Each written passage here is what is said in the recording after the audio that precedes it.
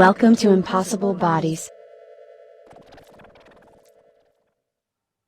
Introducing shortly Impossible Bodies. We are already on our way. We are a bit half into the festival at the moment. I'm going to tell you a bit about it. Impossible Bodies researches the fusion between humans and machines and tunes into the chances as well as obstacles, both its freedom and its constraint. Becoming digital and also having digital twins belongs to this new field of exploration as well. Conceptually, we couldn't have been having a better theme of interest to explore a reality in such a more hybrid event. So we anticipated the situation we find ourselves in right now from day 2, from the first COVID-19 wave and the measurements taken to control infections. Impossible Bodies stopped being a physical festival and is a completely online experience. That is what we have been anticipating. It's an online expo experience together with augmented reality works. It's about 12 augmented reality works that you can find and bring to life in the city of 's-Hertogenbosch and in your own living room. And we have what we call the Second Life Cantina, which is a place where people can join, see each other, and share experiences. The online expo experience of Impossible Bodies guides the visitor through 3 routes. In each route, visitors can encounter different works of art, and with a QR code you can also bring the augmented reality to life. The 3 routes have as titles: first, what are cyborgs? The second, we already are cyborgs. And the third, what kind of cyborgs do we want to become? Many people, of course, have very specific masculine science fiction idea about what cyborgs are, and that is actually what the exhibition starts showing, that cyborgs, we have psychologically already kind of, anticipated becoming cyborgs. You only have to think about, having how we talk about being plugged in our iPhone or I am running out of batteries, etc. We already are cyborgs is focusing a lot also on the fact that the environment we live in, what we eat, with whom and what we relate is very, very important as well, because technology and the environment forms us as well. And the last chapter, what kind of cyborgs do we want to become, really focuses more on how technology can be used in other ways, not only bringing more perfection to our bodies or to our minds, but actually also trying to find ways of embracing a collectivity and also emphasizing with the many other creatures that we coexist with. So in that sense, Impossible Bodies speculates on what kind of future lies ahead of us. It does so in a manner that suits the Niet Normaal Foundation, curious and open-minded. We surely are not interested only in the velvet silicon look and feel of the many cyborgs we encounter today. We selected artists who question the narrow bandwidth within which all humans, cyborgs and robots should become interchangeable lookalikes. For this reason, we took quite an effort in explaining the difference between transhumanism and posthumanism, the 2 terms that are associated with cyborgs, and of course, which is also the topic of tonight.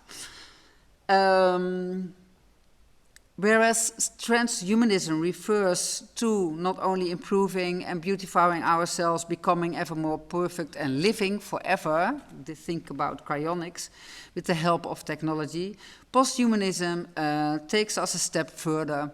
Technology has become our second nature and shapes us as we interact with it. We become into a different kind of human while we merge with machines.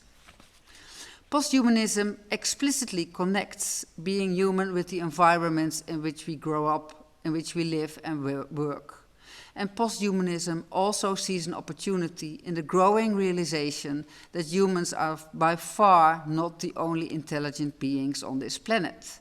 It teaches us to be humble and to examine our human-centric behavior.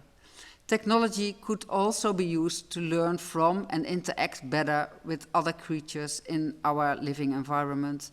And such a starting point makes life an empathic and spiritual quest in which not the individual but the collective is embraced as a new source of living and dying together. Hence the question of impossible bodies. What kind of cyborgs do we want to become?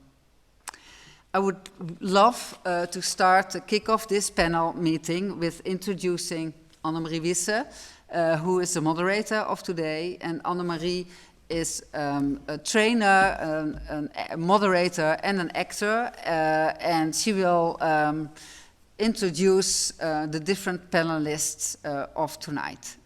I give the floor to you, Annemarie. Thank you, Ine. She's been called the most radical curator in the Netherlands, and you just heard her explain everything about impossible bodies.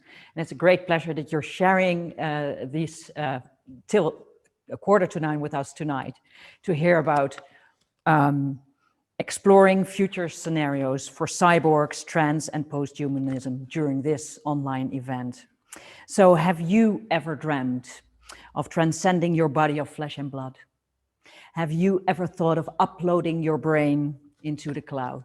We're going to share thoughts about this with last will be Johanna Bruckner, artist and lecturer. Second will be Marcel van Brakel. He's a founder and lead designer of Polymorph. But we will start with Rowan van Voorst. After that, after 3 talks, we will have hopefully a lively and interactive discussion with you. If you are in the theater, there is a Q&A button. Use it for all your questions. You can start sending them immediately, and we can ask the speakers whatever you want. I will take care of that. So don't hold back. If you wonder what Stripe Scenario is, Stripe Scenario, working together with Impossible Bodies, is an ongoing series of public talks and that focus on the ethics of technology and the impact it has on individuals and society. So hence the collaboration. But first, Rowan.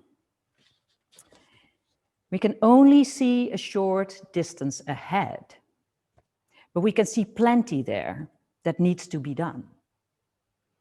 Anthropologist of the future she is, and she's going to tell us a little more about that later on, what that means. But for example, she tests for her work new tech, like teledildonics and sex dolls. So ladies and gentlemen, buckle up for Rowan. Thank you so much. Thank you so much. Yeah, I do that. Poor partner, you know, he's always kind of dragged into these adventures, but you know, married an anthropologist, that's what we do. That's what you do. So Rowan, before you start talking, what does an anthropologist of the future do? Well, normally anthropologists are kind of known to explore social problems, you could say, or things that we don't understand. And then typically you would associate that with going to exotic places and then living in between the people that you do research on and trying to understand the social problem from their perspective. I think that's very anthropological. Yeah, and I do that as well. I also travel a lot, or I used to do that before the pandemic. But I try to go to the spots in the world where I can see, this is an example of what the future might look like. And then I will live amongst those people or try out the things that they already do and kind of see it from their perspective. And then it allows me to think about future scenarios. Like if we would scale this up, then what would society look like? So, you know, it's an adventurous way of doing research and kind of a weird way of doing research, I'd say. Well, thank you. And it's wonderful to have you. So the floor is yours. Thank you so much. Screen, I should say. Yeah, I'm going to share my screen if that's okay with you. Let me just see. That. Yeah. There we go. There we are. There we are. But I just want to make it neat. Posthumanism, or the century of humanism. Yeah. There you are. There I am. So basically what I would love to talk about tonight is that in what many call the era of posthumanism, I think that we will not necessarily become less human. Instead, what I think we will see is a growing awareness of what it means to be human, and then perhaps intensification of practices that some of us consider inhumane as well. So I think there will be more discussion, either internally or externally, about what does it mean to be human? What do we want to lose? What do we not want to lose at all? And things that will change and things that perhaps cannot be changed. So what we will see, I predict, is more heterogeneity, so more polarizing, more subgroups, and I'll give a little insight in that later on, but not necessarily humans that are only robots, that are no longer humans, which is sometimes portrayed in popular media. So I wrote down an idea of the British philosopher John Gray, who says, you know, the whole idea of what humanity is in itself is kind of problematic in the sense that we don't really know what humanity is. We always act in text as if that is one big group, you know, we should stay human, or we cannot lose humanity, or we have to protect humanity. But we don't really know what that is, right? So in reality, he says, there's no collective humanity. There are just billions of individuals, and everybody is having their own strategies or coping mechanisms or practices to do similar things though. So there are things that connect us, but you can't really speak of one group of humanity. But people have things in common. Like most of us find it really important to be connected to other humans. We find it important to be intimate with people. We find status or being seen as smart or strong or intelligent important. We find it important to be safe, and we find it important to find some meaning in life. So what I would say is that technology is not going to necessarily help us or push us to escape humanity. I think it will more stimulate us to reflect and express our human quest for meaning. And by doing that, it will also increase human conflicts over different value systems. What I see if I talk to people, read books, if I think about this topic, in the 21st century, our fundamental nature will collide with powerful emerging technologies. And those technologies will certainly unlock new ways to serve our needs, the needs that I just mentioned, like the needs that are super important for every human being. We will find new ways to find love. We will find new ways to achieve happiness. We will find new ways to be seen as special or as smart or as part of a group. But we will not lose the needs themselves. Nevertheless, that will have profound changes, I believe. So I think that the new world will be like, perhaps like a palace of mirrors, if you can imagine that, in which we see ourselves constantly reflected back in strange and exciting and unknown ways. And that palace of mirrors will also pose new threats to many of the values and institutions that now feel so normal, right? So many things that now feel normal, the way we just do things, the way we experience love, for example, or the way we talk, they feel innate to being human. They feel normal, they feel natural.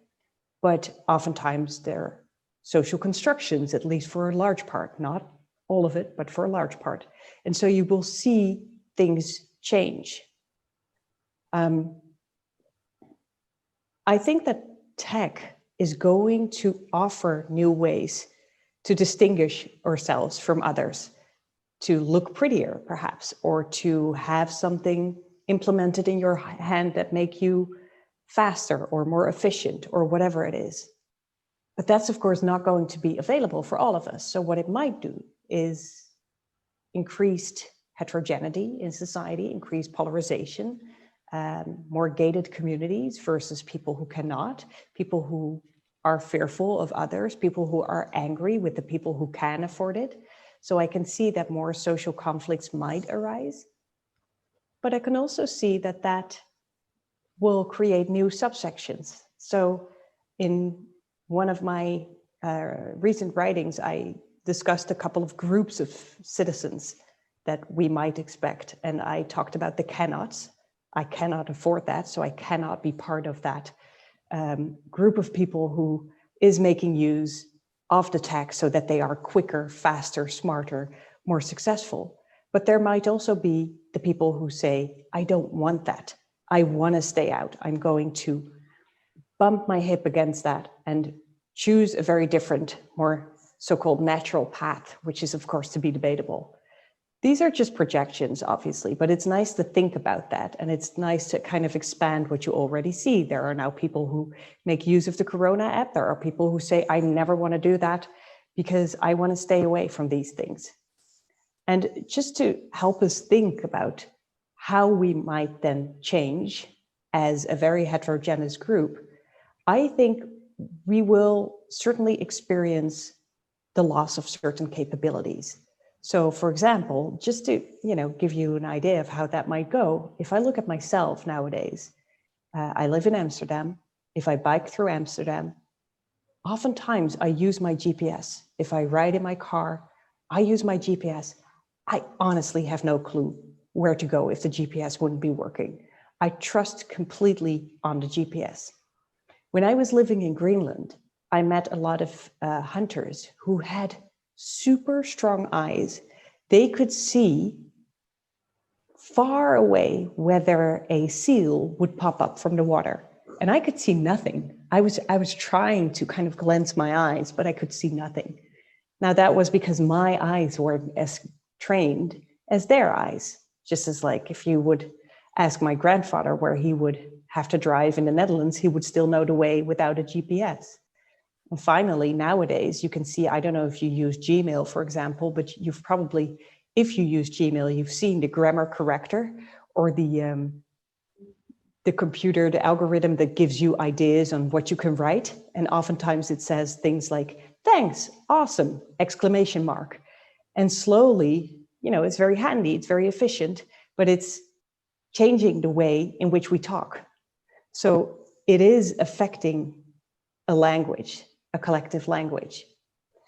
Other things, I think, will stay, because even if we practice some skills less than we did and we'll lose them perhaps, the basic human needs, I think, the basic needs that we all recognize will stay the same. So we will still want to feel connected. We will only find ways to do it in new ways. We still want to be part of a group. We still want to feel that we belong. We still want to find meaning in life, right? So these things, I think, are kind of so key to being human that they will not be lost, but we will find new ways of expressing. So all in all, I think that we need to recognize the changes and possibilities ahead. And I don't think it's very handy or useful to be distracted constantly by tech optimism, which you see a lot, like, oh, it's going to be great, everybody will use it, or by really dystopian theories, like the Harari kind of way of thinking that it will only clash people. I think it will be much more nuanced than that. I think it will confront us with really difficult questions, and I think individuals will answer those questions differently. And finally, I do think that it's important, and that's what the Alan Turing quote was about that you started with, Anne-Marie, that even if we, of course, I'm only projecting into the future, I'm only trying my very best to come up with a realistic scenario to feel how we might feel. But nevertheless, even if that remains kind of uncertain, it is important, I think, that we take the actions that perhaps welcome parts of the technology that really serve humanity, but that doesn't lead us to a wasteland of human potential. So I think that that might be a good check, that we constantly try to check or understand what might be the impact, and can it promote human flourishing, or will this lead to only loss at some point? And then I hope you like surprises, says the future. Thank you, Rowanna. I like surprises. You do? You do? Like well, that's surprises. good. That's And good. thank you for your presentation. And intimacy is very important in your work, isn't it? It is, yeah. Yes. And my current research is all about the future of love and sexuality and intimacy, which is also why I do the teledildonic stuff. Yes, wonderful. Because I heard another talk you did, and you talked a little bit about how flirting is sort of, well, people flirt less on the street. Yeah. Yeah. Yeah. And I think that's a nice example of what you're saying, how things change, but how our basic needs stay the same. Safety. We also need to flirt. Or love, yeah. Yeah. So, and it can be really awkward, right? And it's handy if you have apps that take away the awkwardness and that can make things really smooth. But perhaps it is human to not have things so smooth, but to be awkward sometimes. Yeah. Yes, yes. And well, we shouldn't lose the capability to be awkward, maybe. Well, we certainly shouldn't lose the capability to flirt, because it makes life so nice, right? So well, festive. Thank you. We'll please your questions for Rowan, dear audience. Use, if you're in the theater, the button go to Q&A and just post them to us, because Rowan will be very happy to answer. But the discussion will be after our next two speakers. So thank you, Rowan. And we will now go to Marcel van Brakel. And he is one of the founders of Dutch interdisciplinary design collective Polymorph. And they're working on how a new, different human or cyborg will take shape. And they made a work, Symbiosis. It's a co-production with Stripe. And it's not about going back to the origin of humanity. It's going forward to a world destroyed by climate change. In about 200 years, when the world has become uninhabitable for humans, symbiosis takes place. Marcel, where are you? I'm there. Yeah, it's good to have you. Thank you. Yes. Well, Your work is very much based on Donna Haraway's story. What's the name again? Yeah, it's always a trouble to pronounce it right. So I just say staying with the trouble, making kin in a clutter scene, but I'm probably wrong in the way I pronounce it. So yes, I love that. I love the sentence, staying with the trouble. So you will help us stay with the trouble? I hope so, yeah.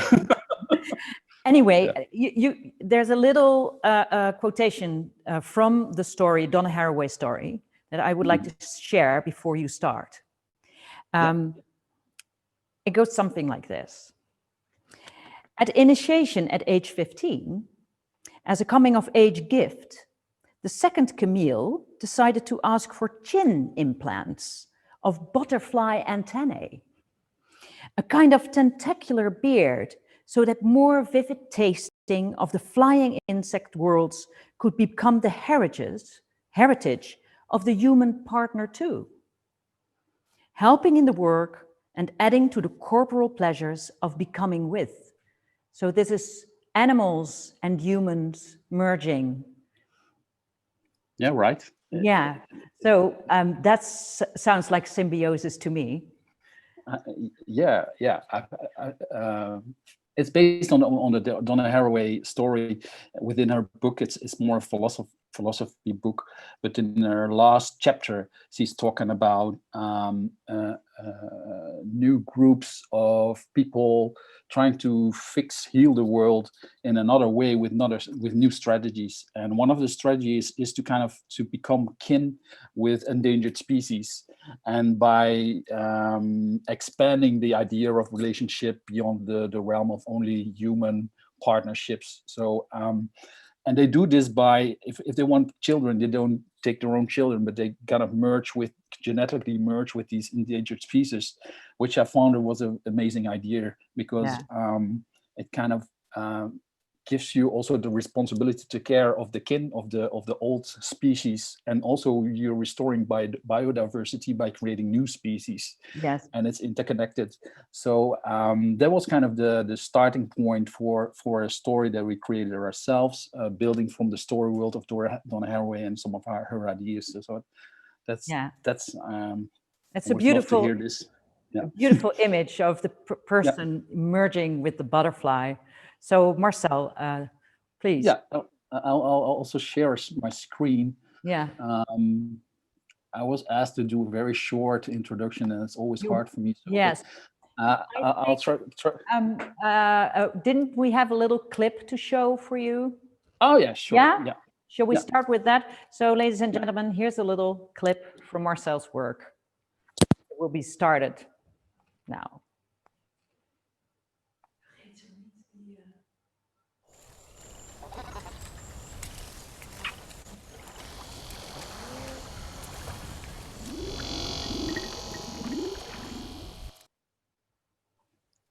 So, yeah, very short clip.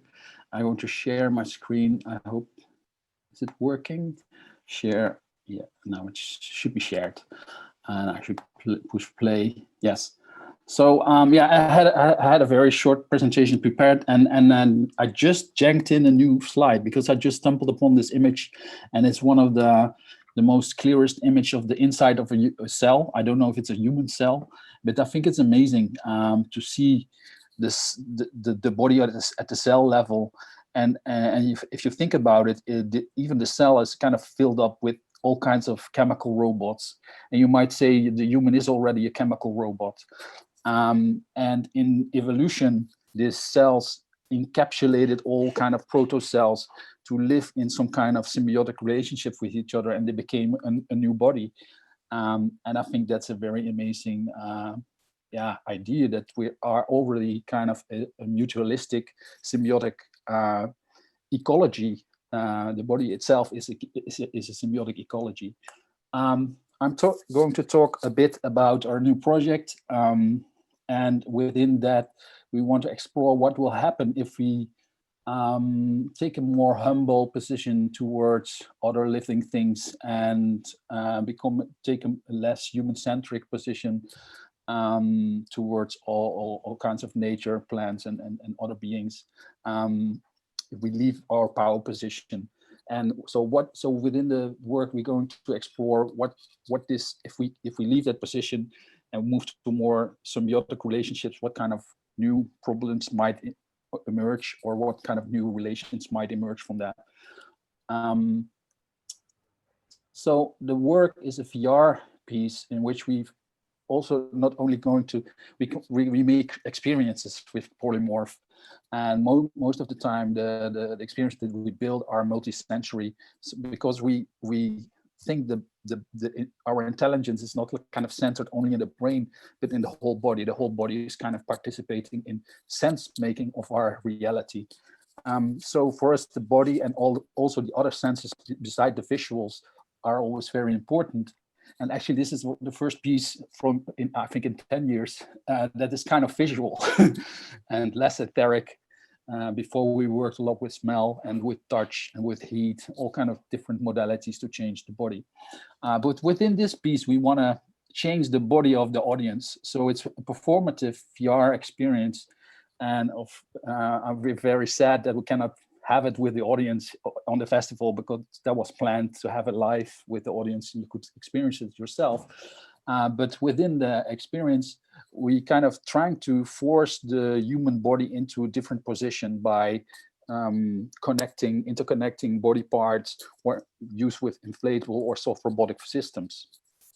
And these systems kind of manipulate a different bodily perspective or a different self-image of the body. And why do you think that's important? Because I think it's fundamental in how we perceive reality and how we can build models from reality, because of the sensory and the physicality of the body is very important in that process. So we're going to restrain the body in certain parts, and that also kind of creates another focus to different other parts of the body. So in the project, we're going to build, or the project is a multi-user and multi-sensory VR system, in which in the end we want to have 6 people participating within this experience, and each person can kind of choose a certain critter that they want to be. They can be a post-human being, or a genetically manipulated being, or it can be artificial intelligence or a robot, but it's not a human-centered position. It's never the human. It's always either an animal or a grid or a post-human thing. And from that, with the suit and smell, and we also work with taste sensations. So we have Michelin star restaurant, the Karpendongse Hoeve, to build kind of special food designs that you will get during the experience, that kind of enhance the VR experience, but also, and it's also vegetarian, create more immersion within the experience. We also use smells within the experience, and you can also send and receive smells. And we, for instance, also use hormone like oxytocin, which is kind of a bonding hormone that kind of helps people to kind of create social relationship. Like women, when they're pregnant, they produce it to create an extra bonding between the woman and the child, and the father and the child. And it's often misunderstood. Oxytocin is also, when you're not part of the kin family or the kin group, it's kind of doing the opposite. It's making more, creating more aggression towards other persons. So I think that's interesting. Yeah, like we always said, one of the big inspiration was the work of Donna Haraway. I don't think I have to introduce her, but it's our awesome work, and we build upon the story world that we already described when we kicked this off. And I think in the future, her work is a lot about rethinking what will happen if we take another approach to kin making, to family relationships. How will this change your also the power position that you have towards other living creatures? For instance, when we talk about the food within the story, that's an important storyline, important part of the narrative. And if you think about that, you want to be on a symbiotic, mutualistic relationship with other critters, maybe even plants or mycelium, then it might not also be appropriate to eat them. So the question, who's eating who and why, and how is this process negotiated, is important. And that's also where in all of the storylines that you can choose, that's one of the main themes. So within the experience, you become a gritter, something else, matching, and you also get a different narrative. And at Impossible Bodies, we started to kickstart the work with the first 2 narratives, which is about a mutation between a human parent and a Colorado river toad. And they are kind of mutated, and this is the offspring. So in the experience, you can be this offspring, and within the story, this offspring has eaten all of his sibling brothers and sisters because there's still some of the animal instincts inside of this critter, and the morality of the human is kind of questioning if this is right or wrong and how she should deal with it. In the end, she deals with it by offering her body to other gritters. So she becomes a sister of symbiosis to share her body as a food source for other gritters to live in. Another character that you can play with in the experience is the slime mold, and this is actually this amoeba kind of being. It doesn't have eyesight. It's mostly chemical based. It has chemical interactions. It can smell, can taste. So within that scenario, you also perceive the world in a completely different way. So every story has a different redesign of the body, but also tries to manipulate the senses in a different manner. So that was my ultra short introduction of the project, and I hope it's clear. Yes, thank you, Marcel, for sharing this with us. And instead, in the future, now you might wonder, are you still there, Marcel? Yeah, stop sharing, sorry. I was hiding in the virtual world. Yes, it's, well, instead of choosing what sneakers you want, you choose whether to be a Colorado River toad or a slime ball. That's quite exciting, but it seems also very challenging. Like, who's eating who? A big question on empathy. Yeah, it is, and I think within the story we create all kind of different subcultures that have a different answer to this question. Yes. Some have a technologic answer to this question, that they have this kind of nano clouds. They're searching for life dew and build foods from the environment by just harvesting the not the living tissue but the dead tissue. Yes. Some cultures think about that, creating powdery stuff just from the raw materials, but other cultures might also just acknowledge the fact that if you just have a more complex body architecture, you're entitled to eat everything that's less complicated. Wow. But that also counts for humans. So if there's some greater, more intelligent, more complex than you just have to surrender to yourself to that certain death. Great ethical questions there.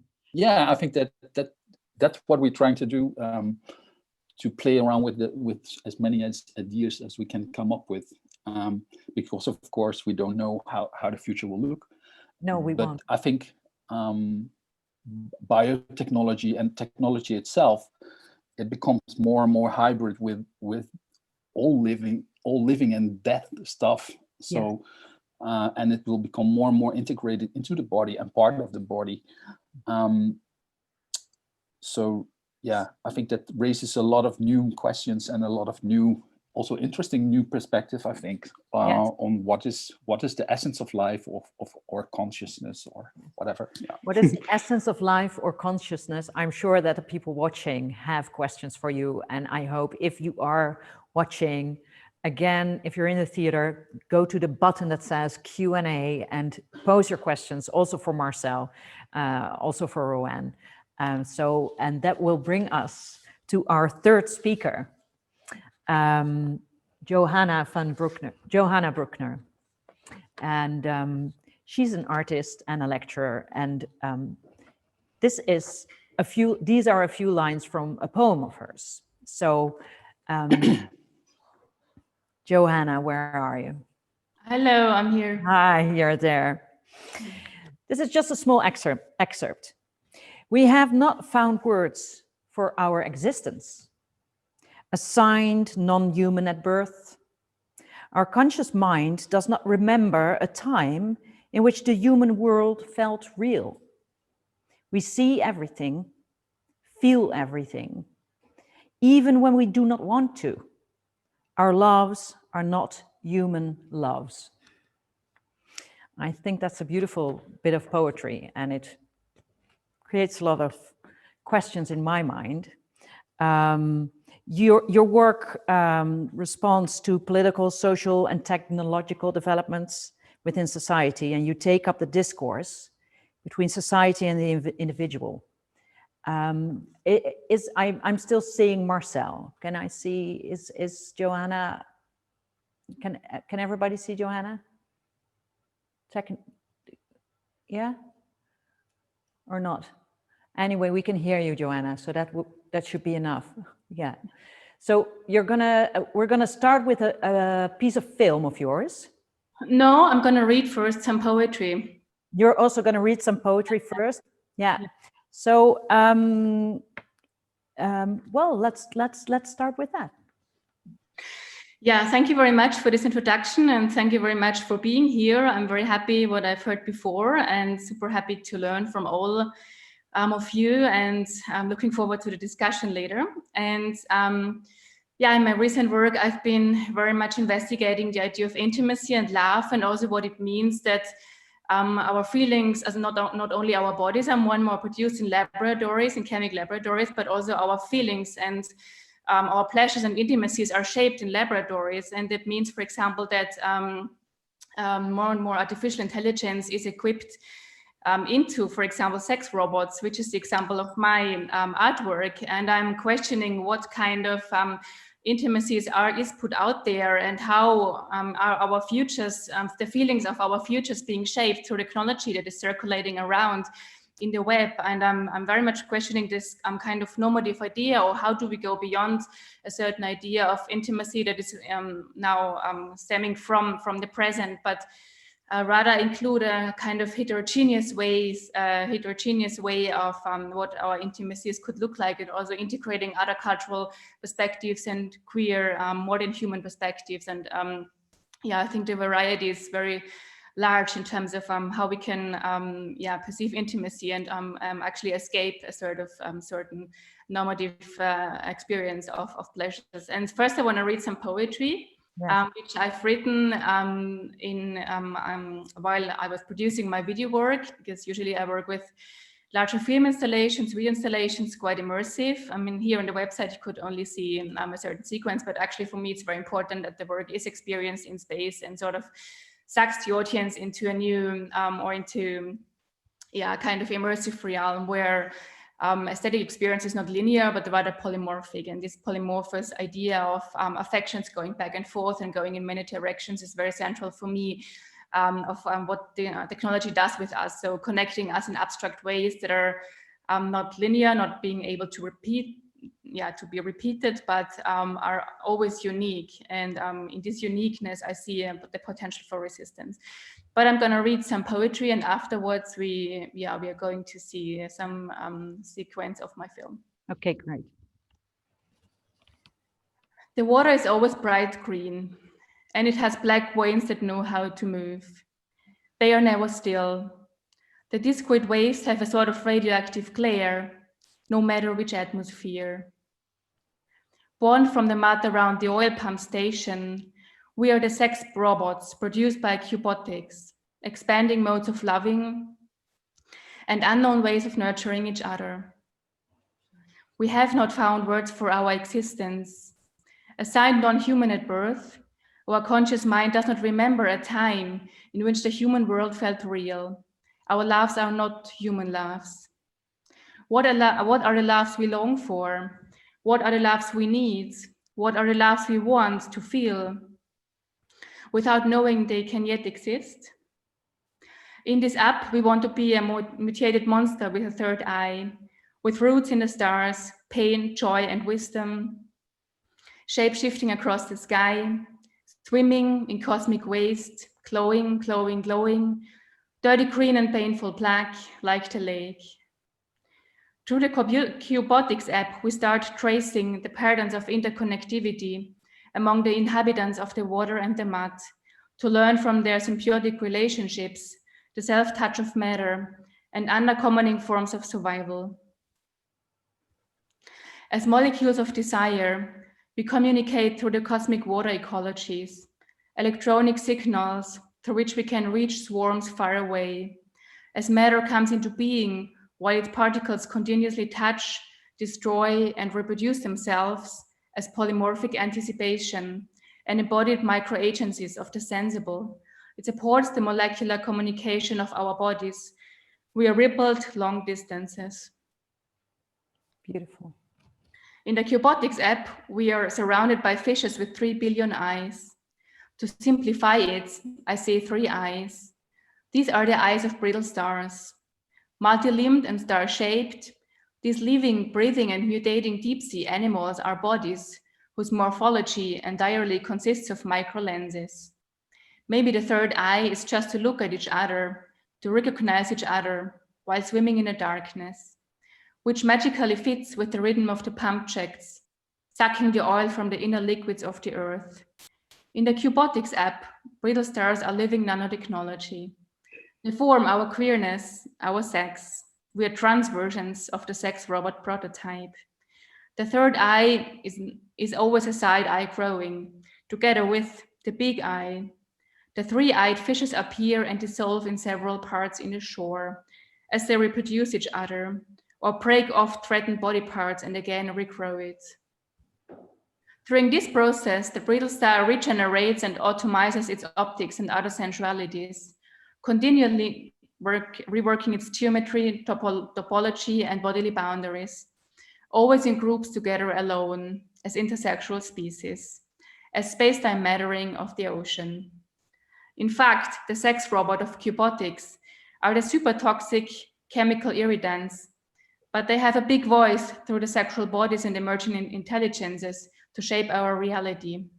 Our organs are more and more made visible by replacing the skins with a transparent silicone and TPE composite to show the new body formations that the plastic microbe-tech DNA code is doing on us. As sex bots, we are not patented new life forms, but we unsettle and offer our knowledge on love and intimacy to all others we are surrounded by.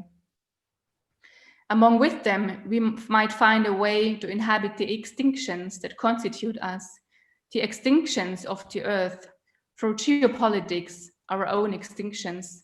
You and we might find a language to situate our ends as a project of liberation, walking through the unknown and finding the wisdom to exist, resist, and strive within the toxic. Those lines and these lines are co-authored by the robots before me, by the aliens beside me, by the aliens to come, while the lights of the Silicon Valley blind me, and the night fog, the smell of pines and coyotes staring at me. As nanotech and synthetic processes impact our sexual bodies and desires in geopolitical metabolisms, our Cubotics app is developed in conversations with NGOs. As the bodies that are born from this era are exploitable labor force in assembly line, as factory compounds with no human rights, on account of their not being fully human, as their genetic information includes 0.03% of carbon and Wolbachia genetical code, respectively. Nation states have dissolved under a group of corporations, such as the Pacific Economic Union, the libidinous World Metabolism, which includes the Women's Major Group, all in close cooperations with NGOs, such as the ESG Group, among others. The group claims that the production of the world through nanotechnologies needs to include the consequences for the future sexualities, genders, and their rights, and the fact that intersexual bodies will be the future organisms.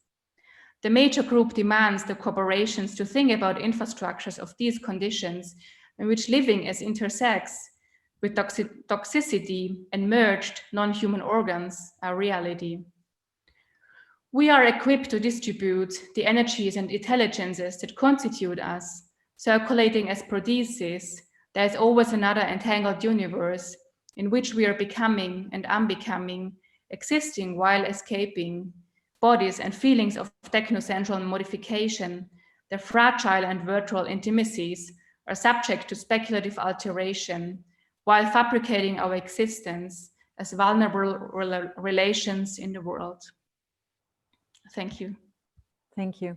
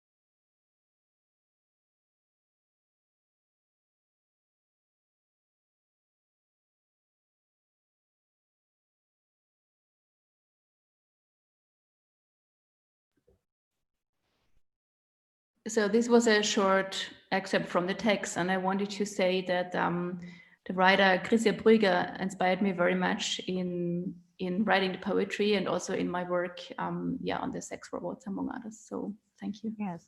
So how is it if you now see it again, the clip of your work, and you think of intimacy being created in laboratories? And now for me, it's quite a challenge because I only saw an excerpt, of course, and the installation is actually a 3-channel installation and is 18 minutes. So, and usually, as I said before, I have it installed usually in large scale settings in a space where the aesthetic experience reconnects certain elements in the space, and also the 3 parts of the installation are usually not synchronized. So there's always a new aesthetic experience, and this moment of newly experiencing the aesthetic narration I'm very interested in. So it's always a new confrontation, so to say. Yes. So, Can people still see your work complete online? yeah. Yeah. Yeah, it's in the exhibition. At least there are 2 channels, but these 2 are definitely enough to understand it. Yeah, it's a different experience, but also important to reflect what it means that we are now more and more working in digital realms, and how I can transpose these ideas of the immersive into the virtual. So with which artistic means do I have to work with in order to create the same political message of the immersive in the virtual? Yes, and thank you so much, Johanna, for reciting your poetry and sharing your film. And maybe this is a good moment to invite Marcel, Ina, and Rowan to join us, because when I look at your work, Johanna, and I think of Rowan talking about intimacy, and I think about the empathy of Marcel, there's a lot in common. It's very different work, of course, but there's a lot in common as well. So what do you think, Ina? Are you all unmuted now? Can we have a... Yes. Yes. Yes, I completely agree. I mean, there are still, it's a multiple voices, you know, it's not all the same, but that the different artists that we have here, and also Rowan, that we are looking for new ways to interconnect and to empathize with other critters. That's a very, very important. So I see the influence of Donna Haraway, but also Karen Barat, and you know, so these many very important feminist writers, so relationist writers, coming back. And what I also find interesting is, of course, the difference of positions. So, for instance, Johanna is really making a reference towards the complete mingling of technology, of different toxins, and the influence that it has on our bodies and our sex and our gender. And I think that's also, I mean, for many people it will be also a bit scaring, but it's also very interesting. Yeah. And I don't know how you feel about that, Marcel, Rowan, and Johanna. It also comes across, although we talk about the future, there's a technological twist in everything, but it's very emotional as well. Yeah, I think if I may say something, it's I think it's all about emotions, or experiences, I should say.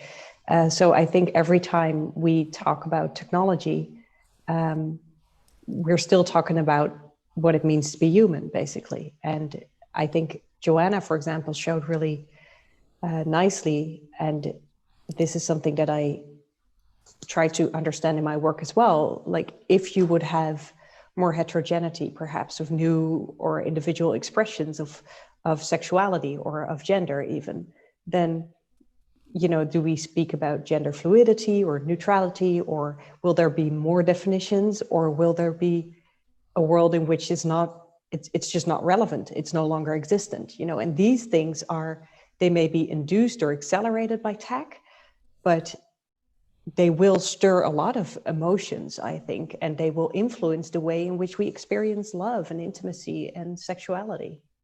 What do you think about that, Johanna? Does it resonate with you? Of course, definitely. I think it's very important for me, the way how we connect to technology and how they sort of dissolve ourselves into the world, like into the virtual. So making ourselves beyond the subject, the human body. So I think that we are going beyond the binary structure. I think that what interests me most, and that's how Karen Barrett actually influences me a lot in terms of reading quantum physics and her approach on matter as being non-binary. So in her theory, she believes that the particles of matter continuously touch and reproduce themselves and destroy themselves, eat themselves up, and form matter in a performative way, but beyond the sexes between atoms, because they're also regarded as having sexes, but beyond in those micro agencies before matter, but only because we are there. So there's this entanglement between matter, humanity, but it goes beyond any binary structure. And for me, that's a very important, that's the key concept when we think the way how we connect to technology. I think we need to bring this perspective to the way how our world is more and more shaped in laboratories, and actually politicize our access to the way the world is shaped in laboratories without the citizens' knowledge. So I think, in my words, I think we need to clear our access to technology. How does that relate to your work, Marcel?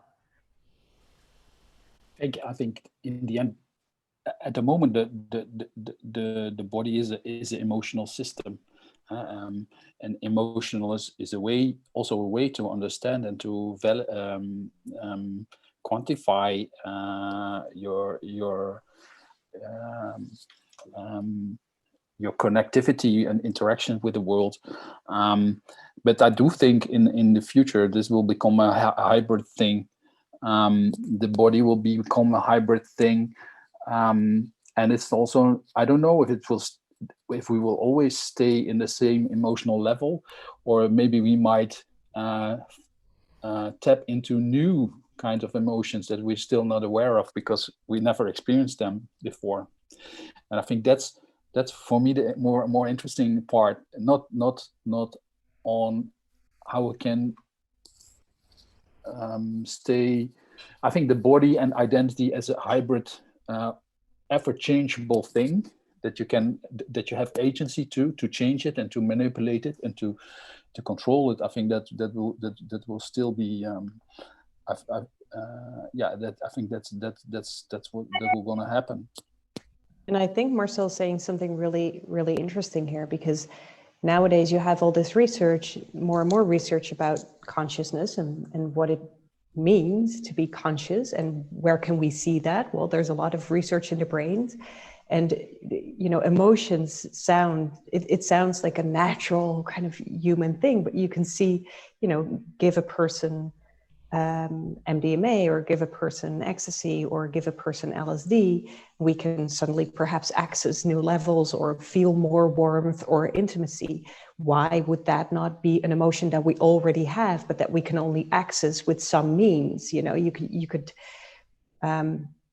emphasize that if you were talking about oxytocin, Marcel, but there might be other ways, right, in which there's now a lot of experimentation with love drugs. Can you give people something so that they remain in love with one another?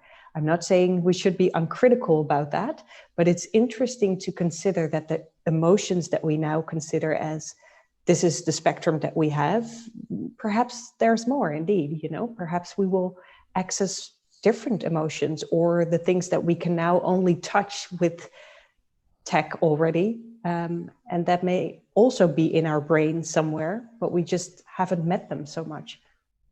Yeah. I think it's very interesting what you say in terms of so these pharmaceutical interventions into the body. Like you approach it from a molecular perspective that has interested me for a long time. So actually pharmaceutical interventions are a form of technology. So they are also a prosthesis and expand our body. But on a molecular level that we actually cannot calculate. So what these pharmaceuticals, be those chemicals or be those natural substances, what they do with our bodies is, for example, also well explained with Paul Preciado, who explains how certain hormones alter the body, and also the affinities between other bodies, so how bodies melt and how actually also the sexualities of a body change.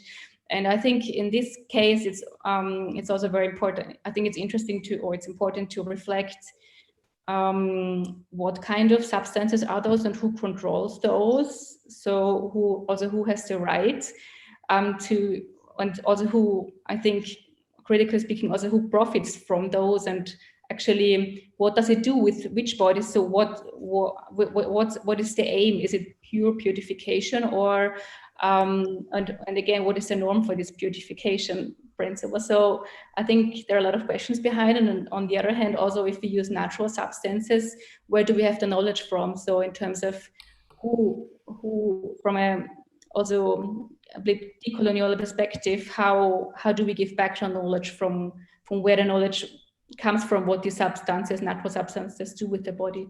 So I think there's really big ethical questions around this, which yeah, and also perhaps adding to that, because I agree very much, but there's sometimes also a sociological effect, right? Like if you look at the medicalization of women's sexuality, for example, and you look at, female Viagra or things that women should take in order to become more lustful or have be less frigid or whatever is the problem, it doesn't really touch on perhaps what is really the problem for that woman, but it kind of problematizes something that is perhaps more of a relationship issue or more of a body perspective issue. So it's really interesting to see, it can be so fascinating to look into all the things that can be possible.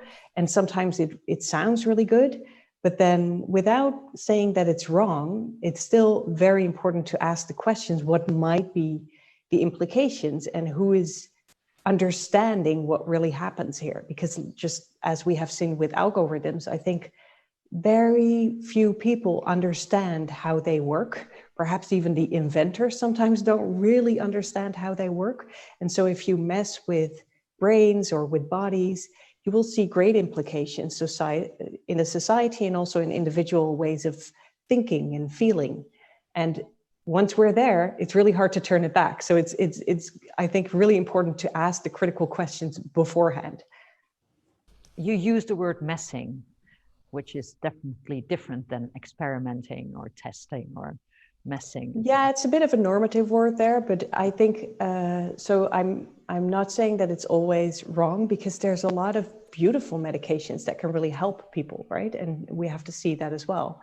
It's just that sometimes we do really nice things, we think, or things with good intentions, and they have very different implications than we could have ever thought of. Yeah. And that is what you often see, I think. And, we do that all the time. I mean, I always find a funny example, which I sometimes share with my students, like, who would have thought that the washing machine would have created a society in which women would have more free sex, because now suddenly they had all that free time to meet up with their lovely neighbor, Yeah.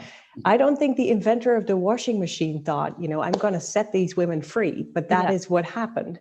Yeah. And the same with the anti-conception pill, like it had a lot of different steps. Yes, implications that you don't know. Yeah. Once you start. Yes. So, Ina, I see you nodding.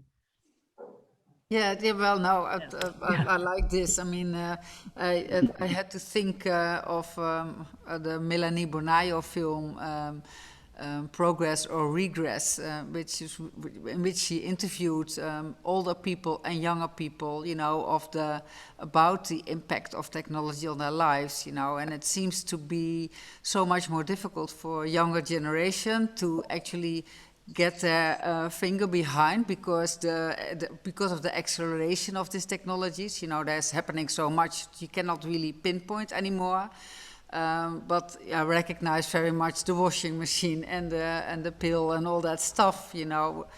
which was a bit more easy to remember for an older generation because it wasn't happening all the time, you know. So, and that is what's happening now. Yeah. So in that sense, messy is, I like the word messy a lot. I think, you know, it has of course a lot to do with Donna Haraway also, and staying with the trouble, you know. We think we are in control, but of course we are not.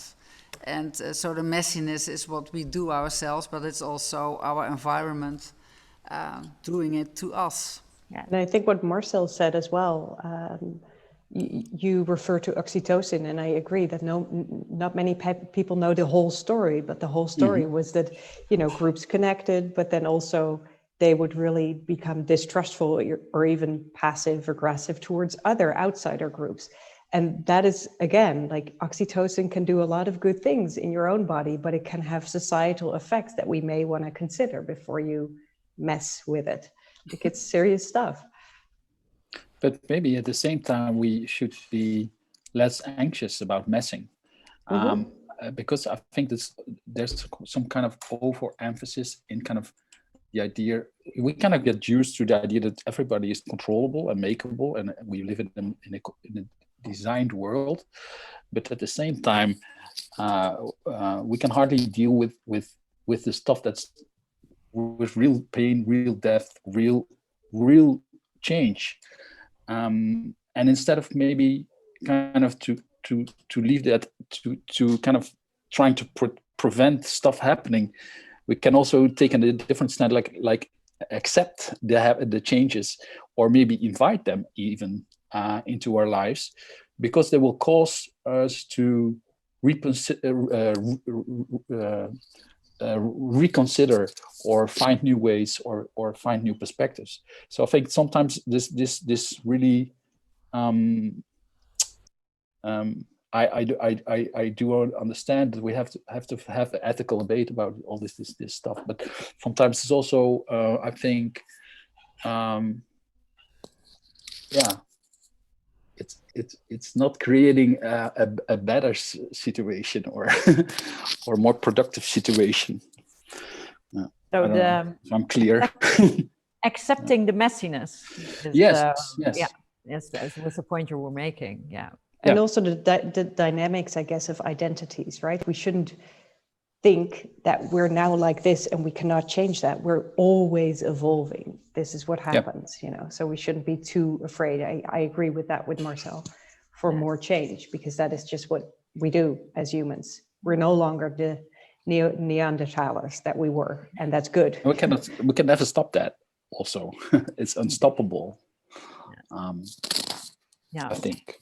Yeah, I think regarding the idea of messiness, I think it's also important. I mean, I totally agree that the messiness also lies within affections, and considering an affect as a force that goes back and forth and is uncontrollable and not repeatable.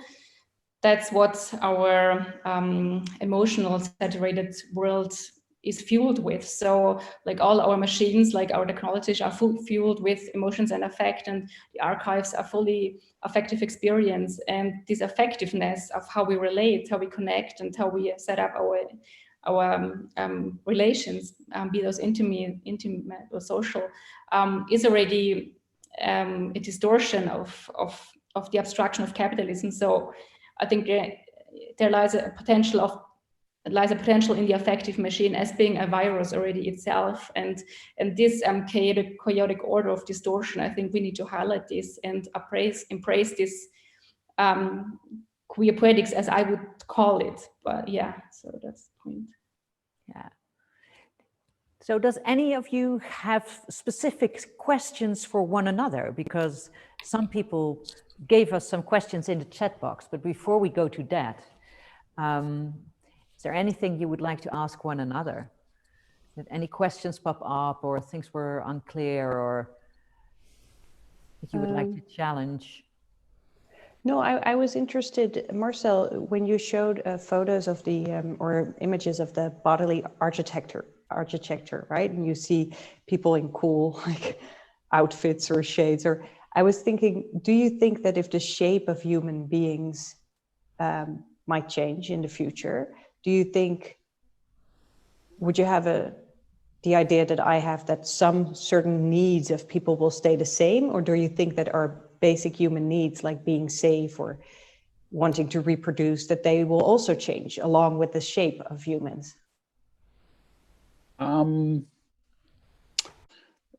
That depends a bit how. I think they will change, because I think you will introduce new incentives and new goals and new understanding if you're going to interconnect species or interconnect technologies.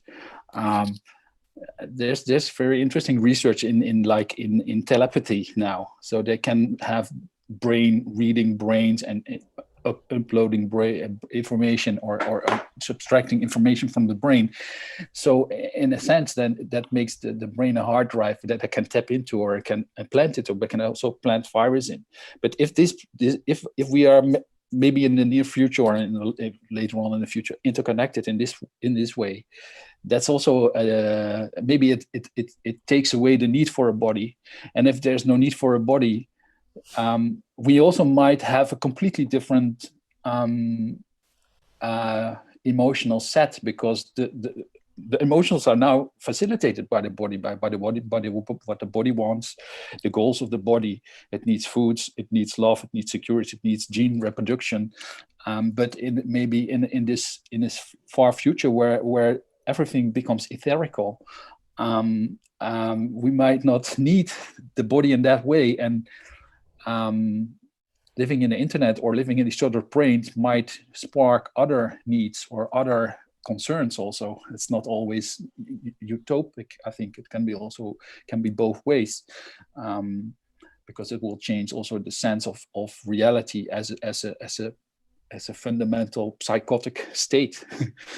Yeah, you will never be sure if it's your thought or your emotion or your will controlling what you want. But actually at the moment it's already there. So if you look at your microbiome controlling your brain, it's already your biology controlling your strategy, your feeling, your emotional state. So to get back to the question, I think altering body will definitely change perspective and thus change emotions, I think. Yes, altering body will change emotions. Yes, I can. Interesting. Yeah. Well, we have some questions. If you are ready for it, are you? Yep. Yeah. In the chat, for example, there's a general question for everybody. How do you think about the human attempts to connect to non-humans and imagine the inner lives of other species? Isn't this itself a purely anthropocentric attempt? So how do you think about the human attempts to connect to non-humans and imagine the inner lives of other species? Isn't this in itself a purely anthropocentric attempt? So, Yeah. Ine. Well, I think it's, I don't think it's an anthropocentric attempt. It surely has to do with anthropomorphism, I think. Which is, of course, that we cannot go outside of ourselves. Actually, no species can. We actually think at this moment, so every species has this idea to be the central of the world, which is really nice, I think. But the anthropomorphism, that is, of course, that you recognize. That's a way actually to find empathy, although it's even so low tech, I would say, but it is a way of emphasizing with other species at this moment how we do that. And yeah, of course, there's no way we can go outside of ourselves in that sense. So, but perhaps other people have other ideas about this. There's no way we can go out of ourselves. No, I mean, it's like I compare that with language a lot, So Wittgenstein, who thought about language a lot, and the fact that almost nobody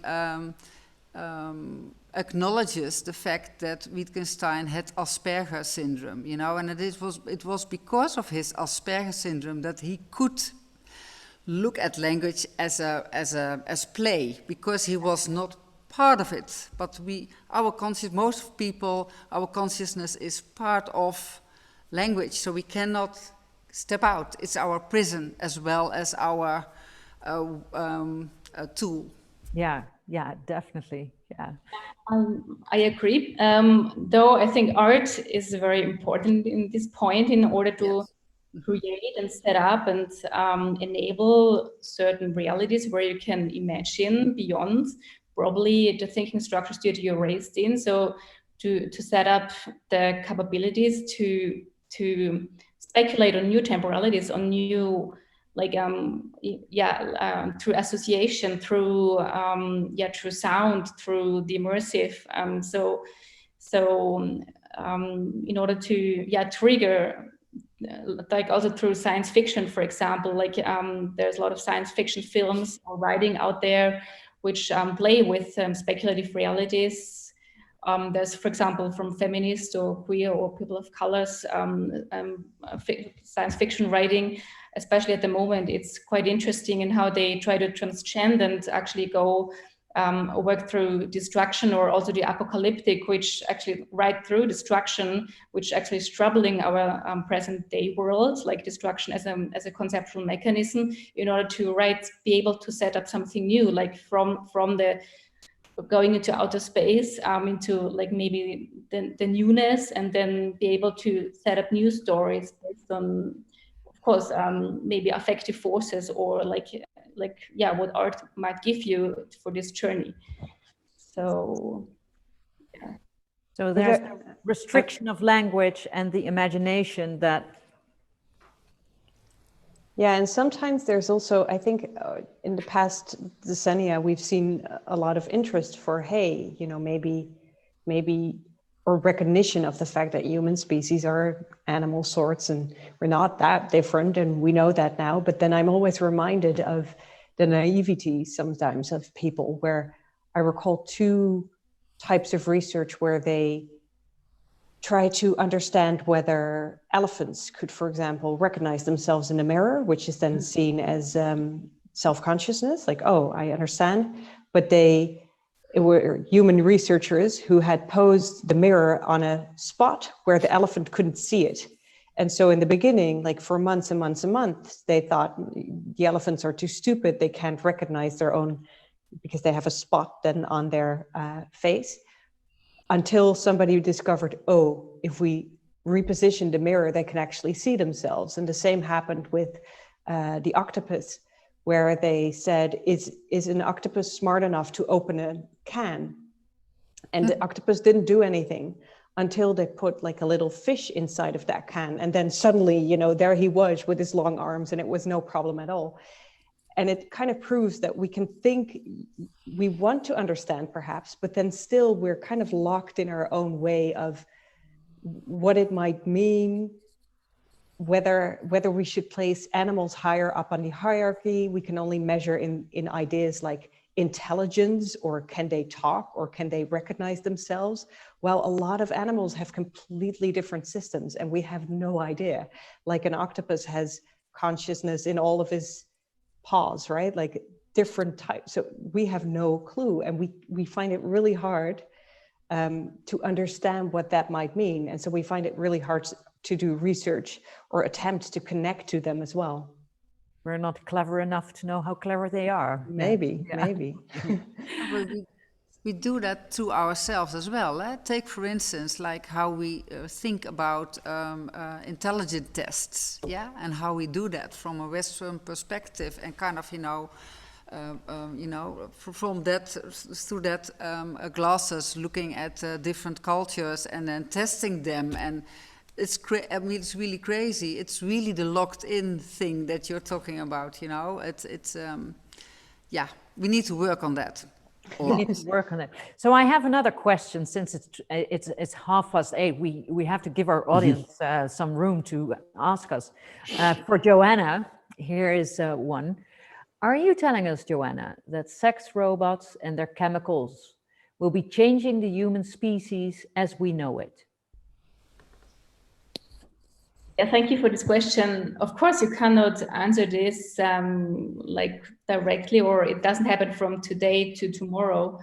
But like considering the material of sex robots like plastic and the way plastic interacts with bacteria and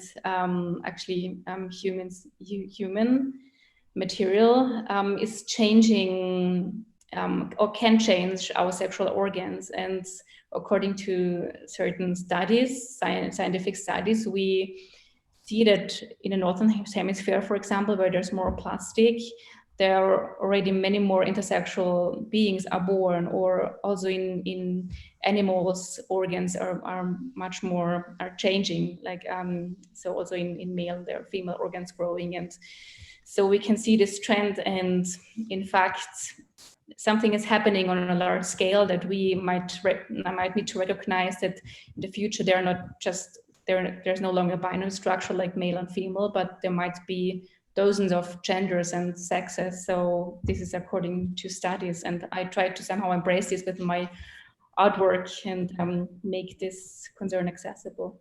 Yes, so there will be a much broader perspective in there will not just be boys and girls anymore. And many cultures already have less rigid categories than we do, right? Like we always think like, or people tend to think like, oh, now we're finally innovating and see us then as the Western free pioneers, but we're really behind if you compare to some cultures where it was already kind of accepted or more normal, or where they have 5, genders. And it's interesting how that goes. We're a bit centric there as well, I guess. Yes, well, Rowan, and then there's a question for you. What are your thoughts on human attachment towards automated systems as an emotional support? Yeah, many. I think I sometimes, I bought a vacuum cleaner, like a robot vacuum cleaner recently, and within I think 2 weeks, I was talking to the darn thing, and I have emotions because it gets stuck all the time, and I find it sad, and he's not really doing his work. And then my partner bought another vacuum cleaner, and we both find it sad towards the robot cleaner, So I think I'm calling this example because I think when you say something like that, a lot of people can imagine that it works like that. There's a lot of people talking to their GPS or to their car or to, but if we talk about sex or love or intimacy, it feels more scary or threatening to a lot of people. Now, when I was having my little adventure with the sex dolls for my research, I did find that they're not far enough yet. To me, there's a lot of talk about it on the internet. There's beautiful, clips about them, but if you look at them, it's really just a doll. So it's I think now for people, it doesn't really make sense to connect to it yet. But I can imagine that if they become better, if there is AI involved where they have conversations with you, we can see now with Siri on the phone that it's still really, really hard to have a good conversation. However, I was recently talking to a startup, and they invented an app for a mother who had dementia, and the mother always called to her son and would only calm down if she heard his voice, and he had a life and a job. And so he invented an app with his own voice in there, and it works pretty well for her. And you can see in a little video clip, and he explained it to me, that she will say something about the weather, and then the voice will connect to that and say something about the weather as well, or he will say some things about the old house in which they live. Now, I'm not saying this is great, so he doesn't have to visit her anymore, but I can also see that perhaps as an addition to him visiting after work, but also her being calm whenever she hears the voice, that it might be not only a bad thing, that there might be more things involved here. So I can see the pros and the cons, and I don't think we should be naive or arrogant in thinking that we cannot feel befriended with an AI. I think this is very well possible, but not yet. It has to be good, because now it feels like a lot of kids make fun of Siri, right? Like they will ask stupid questions and then Siri gives a really funny answer. But I can foresee that, you know, if it becomes, you can see it with elderly people now, sometimes with the famous robots that they have there. Of course, it's not the same as a human being, but perhaps it's the same as a pet, you know, perhaps you can feel bonding or attachment to it.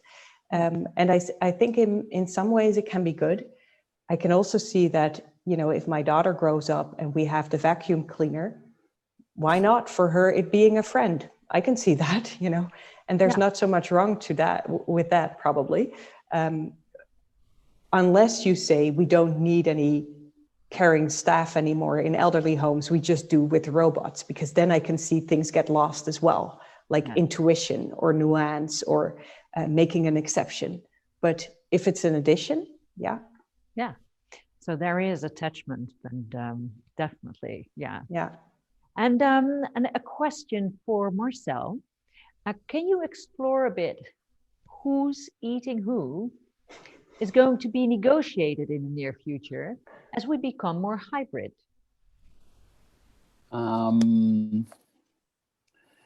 Yeah, I think one of the if you think about, for instance, plants, they have some conscious. There's debate about plants has agency. It can do stuff. It can even respond to threats in certain ways. Negotiating is first we need to talk to them, or need to find a way to kind of communicate with them. And at the same time, am I entitled to eat a plant if I want to treat it as an equal? So that's the question. I think that's very interesting. It's very interesting to, I don't know, to figure out strategies to how could we communicate with a plant or with another creature. I don't know if it's already possible, but I think that would be the first step. And sometimes, and I think if you are going to take that seriously, for instance, one of within one of the stories as an answer to this is that people are also using their body as a system to sacrifice or to create food. Yeah. Or maybe we can invite other critters to be part of the body and to share our nutrients with them as they share their nutrients with ours. A bit like we already do with the microbiome, but I can imagine also different symbiotic relationships like that in the future, maybe. Thank you. So Ina, I saw you raise your finger there somewhere.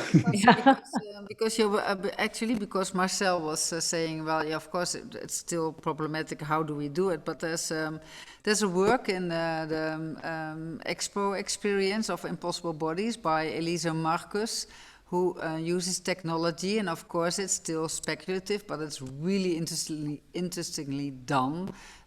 You know, how technology can actually also help us to be able to communicate with plants, you know, and those kind of works, like Marcel's symbiosis as well, of course, are so illuminating, because, you know, it opens up so many worlds, and, you know, it triggers our curiosity as well, you know, and I think curiosity is one of the most important characteristics of human beings that should be explored a lot more.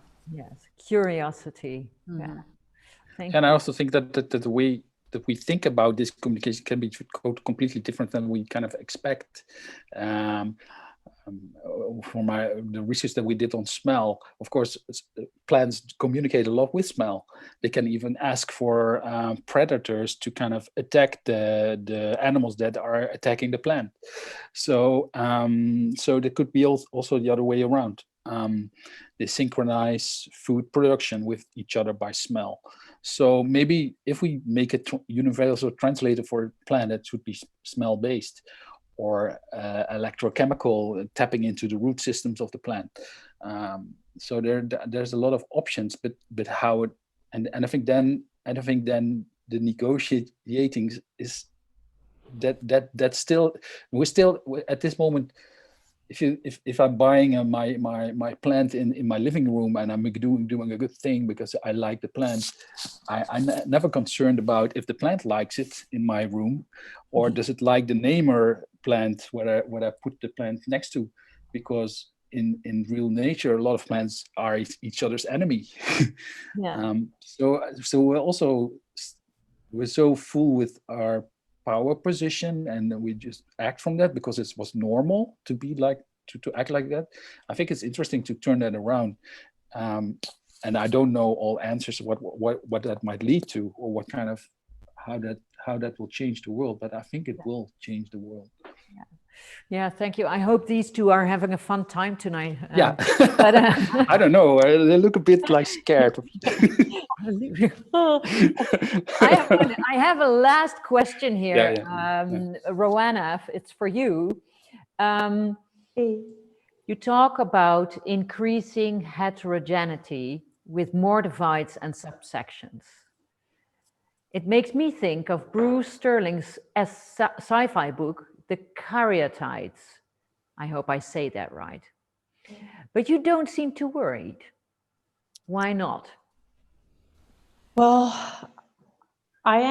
sometimes I am worried, but I think there's a difference between individual expression, which there's nothing wrong with that. Like Johanna is saying, like, what if you would have more genders, or what if you would have different sexual expressions? You know, there's nothing wrong with that. But before I dove into this topic of the future of intimacy, I was 5 years involved in a research on the future of conflict.